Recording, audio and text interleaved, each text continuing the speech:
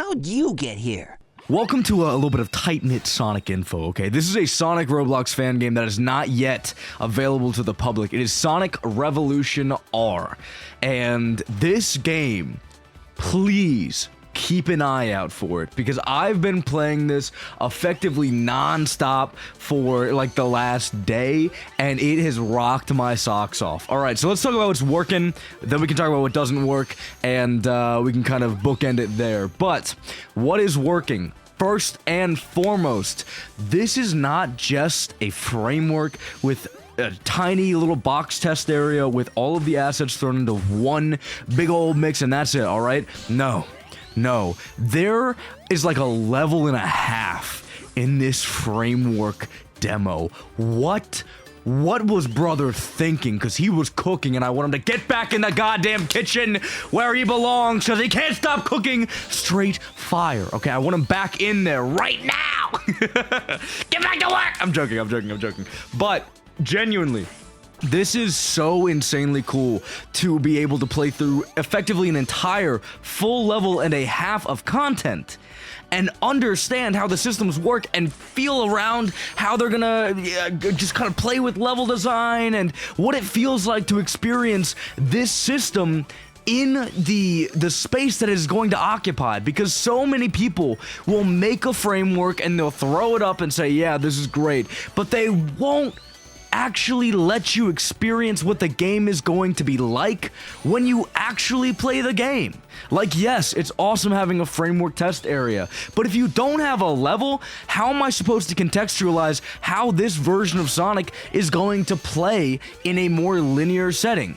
It's harder, it's so much harder, and you can kind of guesstimate, but you won't really know for sure until you get into the nitty-gritty, and this it just rocked my world. When I hopped in and I saw an entire fucking level in front of me and then other pathways that I could take to go to different, completely separate level design, I was like, yes, please, sign me up for this. God fucking damn. Cooking mama type shit. Alright, I'm sorry.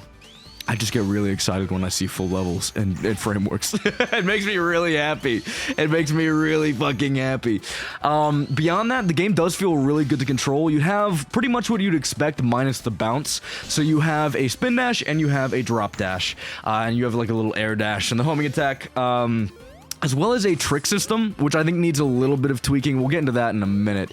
But he feels really good to control. Sonic is fucking rocking it. He looks good. His model is awesome.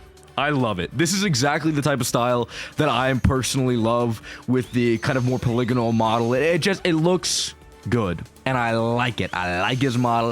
It fucks. That's all that matters, alright? But yeah, those are the things that I think are working really well. There's not a whole lot in this very early demo. In fact, I was talking to the creator and he was like, yeah, it's not even close to finish, but I think you could show this publicly. And I'm like, okay, all right, let's rock it, yeah. So it is, keep in mind, very early state. But things that could use work from where it's at, I think the trick system needs to be a little bit either A, more freeform, or B, clearer. So what I mean by that is you will get to a lot of different instances where you'll be homing attacking onto something and you won't be able to trick off of that thing that you homing attacked onto, but other things you homing attack onto you will be able to trick off of, and it's just kind of a weird thing to mess around with and try to figure out, and I couldn't really get it down during my playtime with this game. It wasn't making a whole lot of sense to me. This is the second level, by the way. The first level was 3 minutes and 30 seconds long. This is a fucking demo, bro. This is not even remotely close to being completed, but they already got that whole ass level in there. Bro, you are insane and I love you. I love it. But yeah, no, like, I think the trick system needs a little bit of working out, some kinks ironed out here and there. So either A, you need to make it clear what you can and cannot trick off of. I think a way you could do that is by having things that you could trick off of have a certain color. So they already have red and blue springs, but like maybe being like blue springs are where you trick off of, red springs aren't. That type of beat. These blue enemies are where you homing attack off of, the red enemies aren't. And then also, I think the homing attack needs to have a little bit of work done to it as well, just because it's a tad bit hard to know when I'm locked onto things and I'll actually homing attack, or I'm just gonna shoot myself into the void with the little homing attack bounce. And that's kind of it. Those are the big things that I think need massive work right now. Obviously, this level design is still in a very early state, so I'm not going to talk about it too crazy.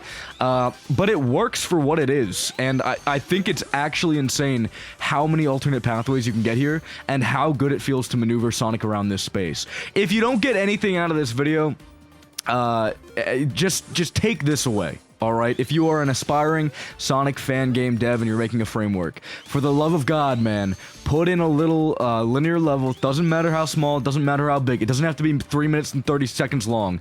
Just let people experience what it's going to be like messing around with Sonic in the game that you're trying to make. Overall, this is amazing. Please keep an eye out for it. It's so good.